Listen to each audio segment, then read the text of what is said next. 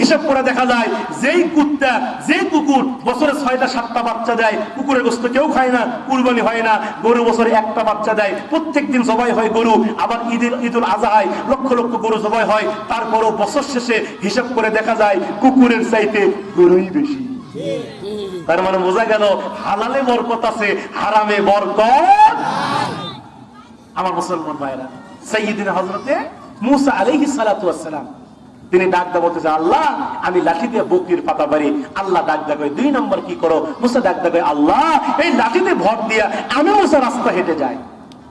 আল্লাহ ডাক দেয়া কয়, মুসা রে, তোমার হাতের মধ্যে যে লাঠি দেখা যায় ওই লাঠি দিয়ে তুমি লোহিত সাগরে বাড়ি মারো।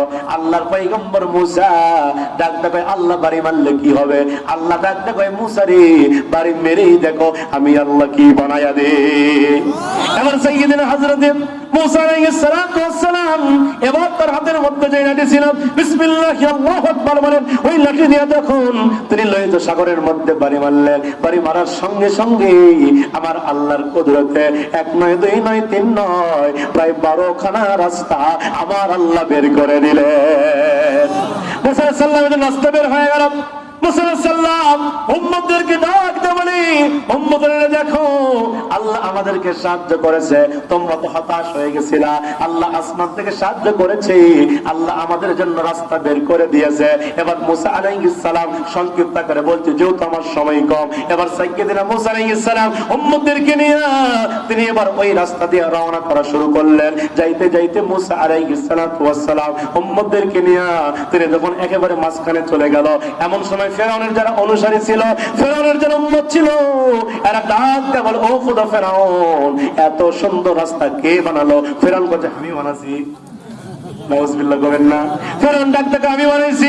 উম্মতেরা বই সালাত, উম্মতেরা ডাক দিয়ে বলে, ও খোদা ফেরাউন, আপনার এত পাওয়ার, আপনার এত ক্ষমতা, এই লোহিত সাগরের ভিতরে 12টি রাস্তা আপনি বানাইছেন, আপনি বের করেছেন। আপনার যদি এত ক্ষমতা হয়ে থাকে, আপনার যদি এত পাওয়ার হয়ে থাকে, তাহলে আপনি কিন্তু আজকে উদ্বোধন করবেন, আপনি যাবেন আগে আগে, আর আমরা উম্মতেরা যাব পিছনে পিছনে। আল্লাহু আকবার। এই কথা যখন উম্মতেরা বললাম, ফেরাউন মুহূর্তের ভিতরে দেখাই যায় বলল, মনে মনে 2টা চিন্তা করলো। 1 নম্বর চিন্তা করলো, যদি এই রাস্তা দিয়ে রওনা করি, আর যদি লোহিত সাগরের মাঝখানে যাওয়ার পরে 2 ধারের পানি যদি এক জায়গায় হয়ে যায়, তাহলে আমি ফেরাউন শেষ। আর 2 নম্বর চিন্তা করলো, যদি এই মুহূর্তে এই রাস্তা দিয়ে রওনা না করি, এই রাস্তা দিয়ে আমি না যাই, তাহলে কেউ আমার খোদা হিসেবে মানবে না, আমাকে খোদা হিসেবে মানবে না, আমার ক্ষমতার চেয়ার থাকবে না। আগে আমি ক্ষমতার চেয়ার বসাই। কি বসাই? মাঝে মাঝে বলতো 41, 45, এখন কত? 26, 41 এখনো আসেনি। আল্লাহ বলে, বেশি বাহাদুরি করিস না। 41 কেন? অত ইজ্জু মানতাশা, অত জিল্লু মানতাশা, আমি আল্লাহ ক্ষমতা দেই, আমার ক্ষমতার চেয়ার থেকে নামা দেই। 41 সাল কেন? 41 সাল কেন? ক্ষমতার অহংকার করিস না।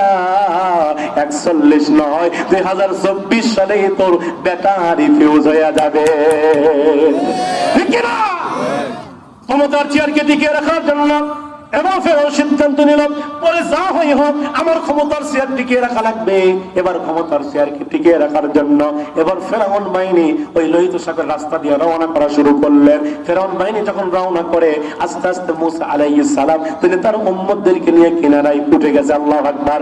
মুসা আলাইহিস সালাম উম্মতদেরকে নিয়ে কিনারায় যখন উঠে গেল, এমন সময় ফেরাউন বাহিনী উম্মতদেরকে নিয়ে ফেরাউন এবার লোহিত সাগরের একেবারে মাঝখানে, মুসা আলাইহিস সালাম কিনারায়। আল্লাহ ডাক দিয়ে বলে, ও জিবরাইল, এবার তুমি তোমার খেলা শুরু করে দাও।